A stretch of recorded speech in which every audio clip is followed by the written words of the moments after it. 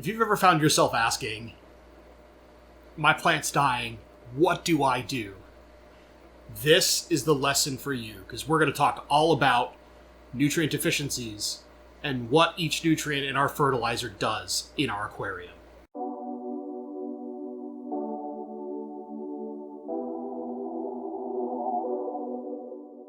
Hello everyone, this is Bentley, and today we're going to cover the next part of the series all about aquarium fertilizer. You could consider this Fertilizer 101, and this is probably the most important if you've ever had an issue with any of your plants. That is to say, you've seen holes in the leaves, or they're growing yellow, or they're curling over.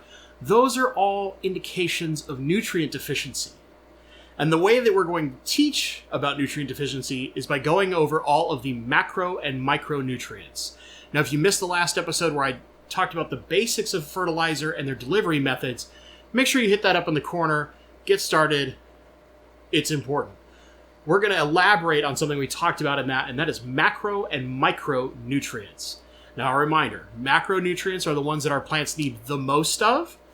Micronutrients are trace elements, things that our plants need very, very little of, but they're very critical for lush, healthy growth and good color. So, when we buy our fertilizer, what are we typically looking at? When we're looking at a liquid or a root tab, all-in-one style product, like this Aquarium Co-op's Easy Green, there's a million others you guys know. Or a root tab like these, there's a million of these too. These are an all-in-one. They have both macro and micronutrients mixed into them. Usually they require a stabilizer to keep them safe over time, because sometimes if you mix the macro and micronutrients together, they can degrade one another. Typically in powdered fertilizer, it's a little different.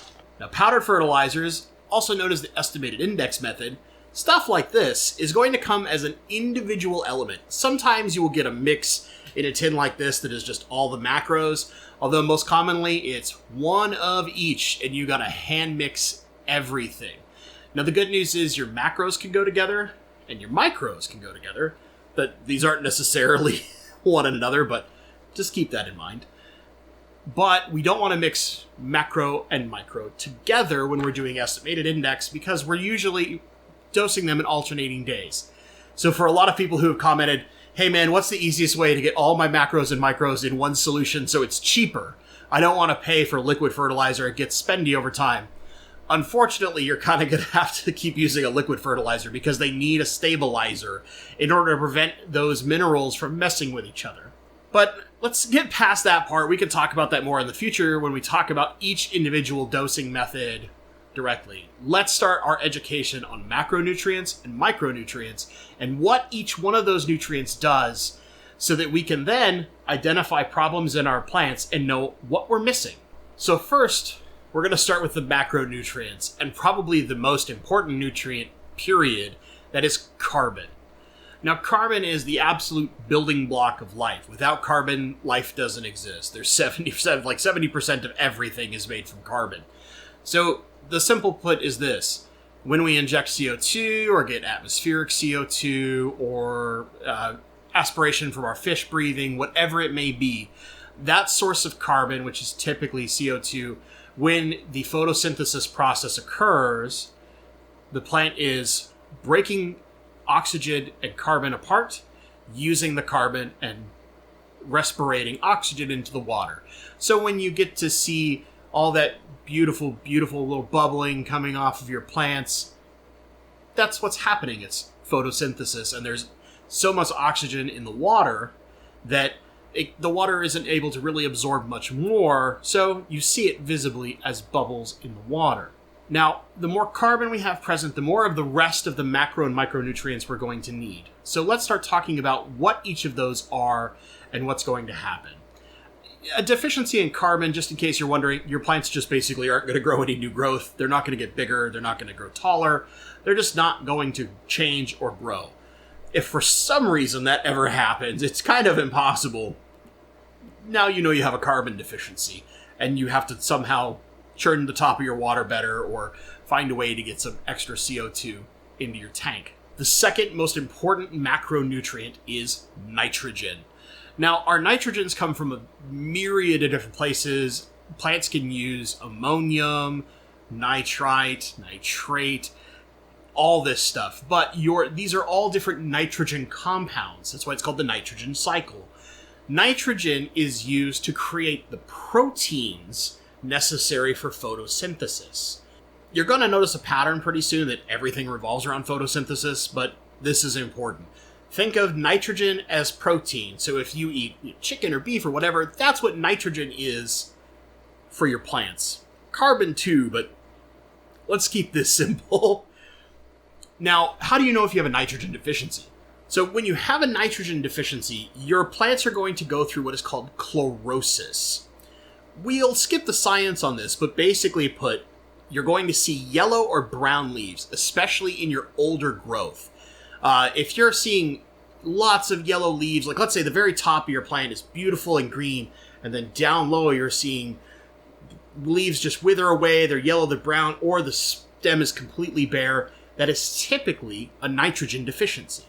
Our next macronutrient is phosphorus. And phosphorus is normally found pretty easily in the phosphates in our fish food, but we do need small amounts of it in our fertilizer as well, just to make sure our plants are getting plenty. We can experience some problems when we get excesses of phosphorus, but that's not the point of today's lesson. What is phosphorus used for? Phosphorus and phosphates are used to create the ATP molecule inside of our plants. Now, we'll skip the science again here, but the basics of what you need to think of is that the ATP molecule is how the plant gets energy. This is our energy. Sugar, basically put, but a little more complicated than that. And when we're having issues with getting that energy, we're going to start seeing certain deficiencies. Now, if your newer growth in a plant is taking on a very dark color, let's say your old growth is this beautiful bright green on, say, a Java fern or something like that, and the new leaves that are coming out very dark or maybe a kind of a blander olive type color, if the plant isn't supposed to be that color, that is usually a key indicator that phosphorus is deficient in your tank and in your plants. You can also see a kind of purple coloration start to occur in older leaves. This can at times look very similar to nitrogen deficiency when it comes to the older growth. So what we want to pay a lot of attention to for phosphorus deficiencies is that new growth and looking for that significantly darker color compared to the older growth. So if we're seeing bright green, we should see bright green. And if those leaves are coming in very dark, and that's not what the plant is supposed to look like, that's a key indicator we've got a phosphorus deficiency. The next super important macronutrient is potassium. Now, potassium is really important because it helps the plant regulate its intake of CO2, which means if we can't regulate our intake of carbon, we can't grow properly. So potassium is huge in our plants. How do we know if we have a potassium deficiency? Now, the easiest way to tell if we have potassium deficiencies in our plants is to start looking for small versions of chlorosis. So similar to nitrogen, where we're going to see yellow or dark spots, something like that, this is going to be small parts, patches. Sometimes small holes will also occur in our plant. That is a very, very typical pointer to potassium deficiency. And they aren't always holes right away. They might look like little teeny tiny black specks or spots, and eventually over time they're going to grow to larger holes. So be on the lookout for that in your plants, and if you start seeing that, it's time to get a little potassium in your water, because potassium is one of the few elements that is not common pretty much in any water anywhere. It almost has to be supplemented at all times, unless you're in some really, really weird well water. But that's what we're looking for potassium deficiencies and why it's so important to our plants. Our last major macronutrient is magnesium. There are a couple others that are technically macronutrients, but as far as our plant fertilizers are concerned, we don't count them. So we're only going to cover the ones in fertilizer. Magnesium is really important because it helps create chlorophyll. And for those of you who maybe you're forgetting your middle school and high school science, chlorophyll is what gives the green to most of our plants, and it is crucial in creating and basically operating the photosynthesis process. Now, magnesium deficiency kind of can look like nitrogen deficiency, but there's a key difference. So again, we're going to talk about chlorosis, but what's important here is that it's going to happen between the veins of the plant. So you're going to see that paler or yellow color most commonly. It isn't usually brown like nitrogen, but you're going to see green veins in those plants, or still healthy looking veins in the plants, but it's only a leaf material between the veins where we're going to start seeing that color difference. And that's how we tell the difference between magnesium deficiency and nitrogen deficiency. That's all of our macronutrients. Now it's time to cover those trace elements, the micronutrients. And we're going to start with boron. This is a really cool compound because it is really critical in order to get your plants to flower. So for those who have a nubius or boos, something that will flower underwater, some species are nymphea, or maybe you're letting your plants grow out of the water and trying to grow flowers on them like I do pretty commonly, boron is critical. If you're not seeing any flowering whatsoever in your plants, you might actually need a little bit more boron in your nutrients. Now, how do we know if we have a deficiency in boron? When we look at the new growth, if we have a leaf, right, and let's say it's my finger here, and here's the start of the leaf, and it's nice and green, but the very tips are black or brown in our new growth, and they're not too close to your light. Keep that in mind. You can burn a plant because they're too close to light. That is what is key to seeing boron deficiency. It's really, really rare to have this happen because it's needed in such a small amount. And there are some other things that are similar to iron deficiencies in red plants that can also be a boron deficiency if you're supplementing plenty of iron. So just keep that in mind. If you're having issues with red plants that are normally an iron-related thing, and we'll talk about that in just a sec, try a little bit extra boron, and that should help you.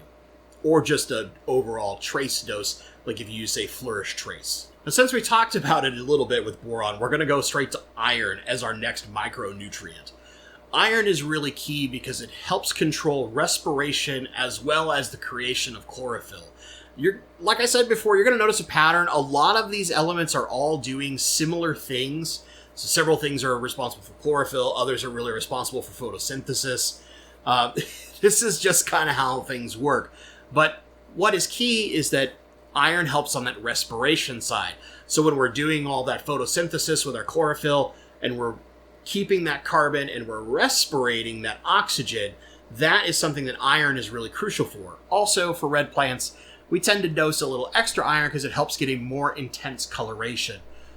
With some exceptions, of course, we can talk about that later. How do we know if we have an iron deficiency, though? Similar to magnesium, we're going to see a type of chlorosis where the color is going to be paler between the veins, but it's going to start at the very tip of the leaf and move toward the stem, and also be most commonly seen only in new growth, not in old growth. This is how we know that we're starting to see some kind of iron deficiency in our plants, and we need to dose a little bit more iron.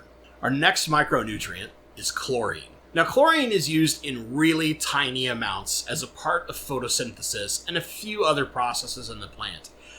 Even if you're using a dechlorinator in your tap water, there's still going to be very, very small trace amounts of chlorine around, and that's okay. It's not damaging to your fish when it's that small of an amount. And for the most part, your plants are going to absorb all of that in order to help with the photosynthesis process.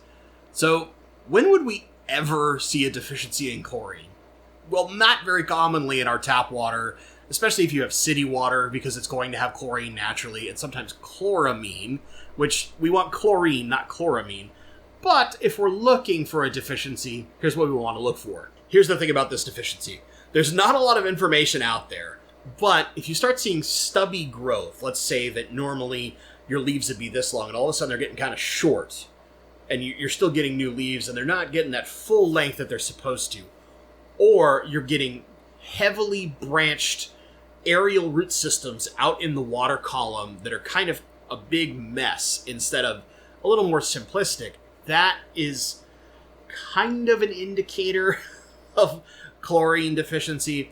It's really, really hard to be chlorine deficient in your tank. So the likelihood of this being the deficiency that's happening to your plants is extremely low. Just keep that in mind. We're probably going to want to look at other deficiencies first. Our next micronutrient is manganese. This is like a lot of the other micronutrients, used in the photosynthetic process and to help deal with all sorts of other little things within the plant. Usually most city tap water is going to have a sufficient amount of manganese in it naturally, which is to say an extremely small trace amount. You're talking like 1 in 2 parts per million. This is a very, very small amount, sometimes even less.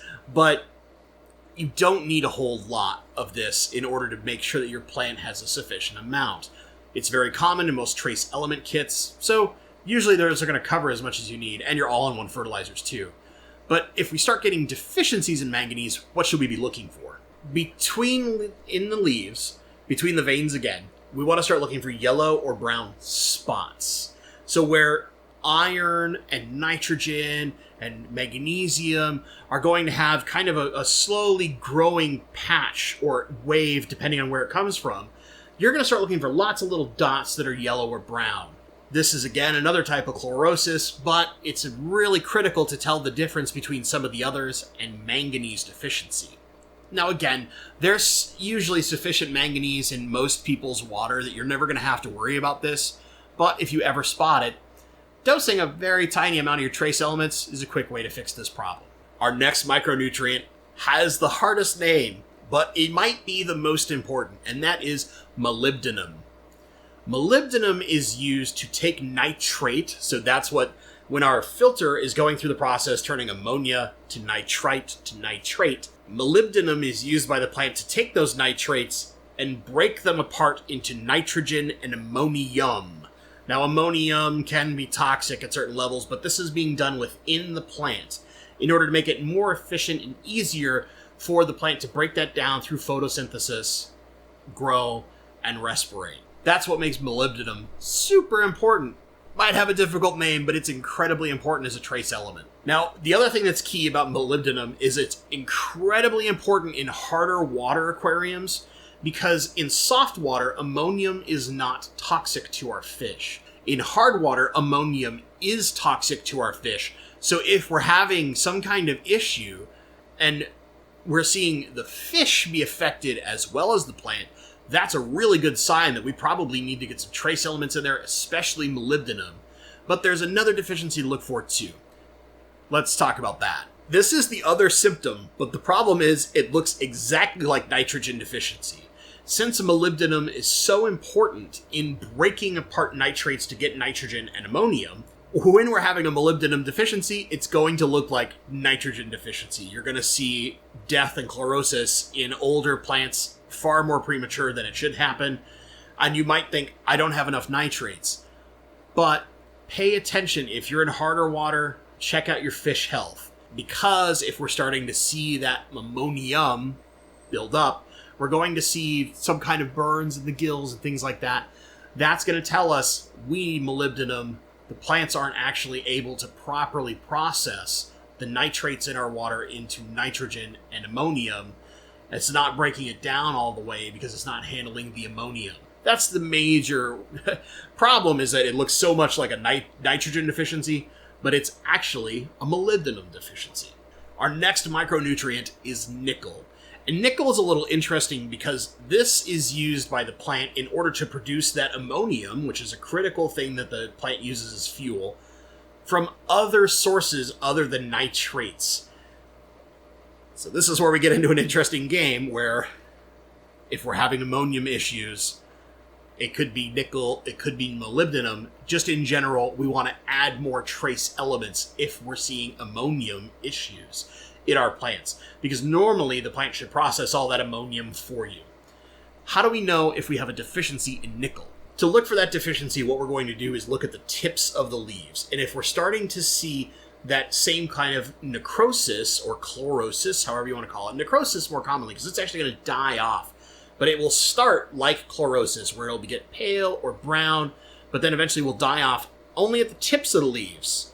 If the rest of the leaves stay okay, that's usually our key indicator that we're a little low on nickel in all of our nutrients, and we need to have a little bit more of those trace elements in our system. Our last micronutrient is copper.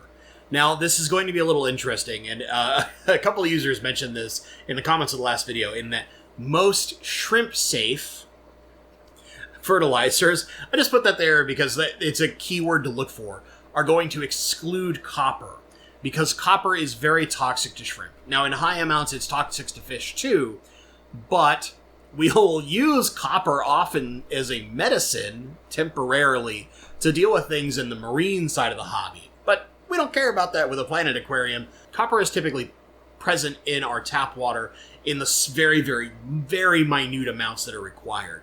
Even for shrimp, these small, tiny amounts are usually safe for shrimp. And this, all that copper is used for is to help with the respiration process between the cells of the plant. If the plant is moving something from cell to cell, copper is key in helping this process occur. How do we know if we have a copper deficiency? If you start seeing leaves that are sometimes starting to twist, or maybe they're very, very dark green, and the edges are starting to die, and that's slowly creeping in toward the leaf, that can usually be our indicator for copper. Now, while most fertilizers don't include this, I do want to include calcium, because it's another major nutrient we should talk about. Technically, it's a macro. Now, while this isn't necessarily present in most of our fertilizers, sometimes you can be dosing calcium on the side if you have particularly soft water, say like we do in here up in Seattle. Calcium is technically a macronutrient, but it's so prevalent in most people's water that you could almost treat it more like a micronutrient, and it's really not a part of most fertilizers. But there are certain plants that absolutely are calcium hogs, and there's a certain deficiency that is really prevalent and tells you that calcium is deficient in your water.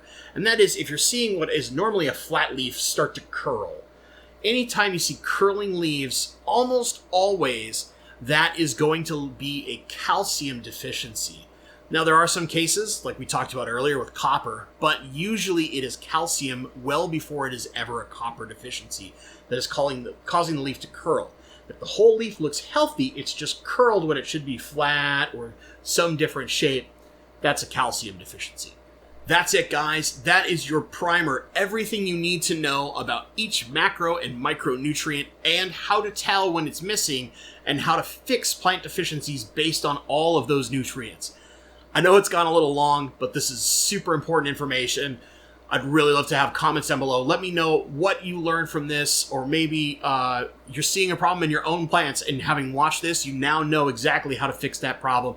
Tell me in the comments down below. I would really, really love to hear from you guys. As always, if you enjoyed this video, give it a little like. It really helps with those magic YouTube algorithms, because YouTube is a thing, right? If you think this is too boring, or I didn't go deep enough on the science, you can hit the thumbs down twice. I'll understand. If you are new to this channel, consider subscribing. We're going to have even more informational content like this coming in the future, product reviews, all sorts of stuff you don't want to miss out. Even ring that little bitty bell, that way you know when anything comes up on the community tab or any video comes out, so you don't miss a single lesson from me. As always, guys, thank you so much for watching, and stay awesome.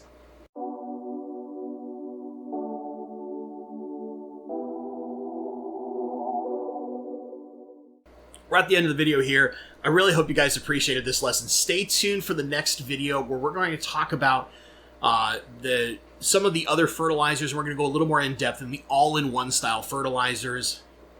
I think you're really going to enjoy it, much like this kind of lesson on macro and micronutrients.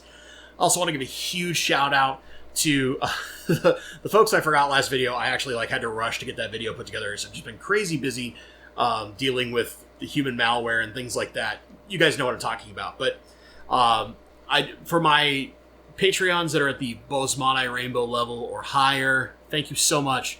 You're going to have your name scrolling through this little message. I just want to give you a little extra shout out. I really appreciate all that you guys do to help support this channel and help me produce informational content like this, whether it's through YouTube membership or through Patreon. I really appreciate it.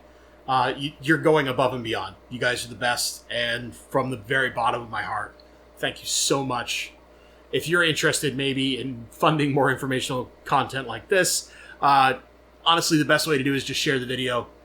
But if you want to do a little bit more, you can hit the join button down below, become a member on the channel. It gives you several perks. Or There's also Patreon for folks who prefer Patreon. The levels are exactly the same. They give you the same perks. And hopefully, I will see you on the member-only Discord. As always, guys, stay awesome.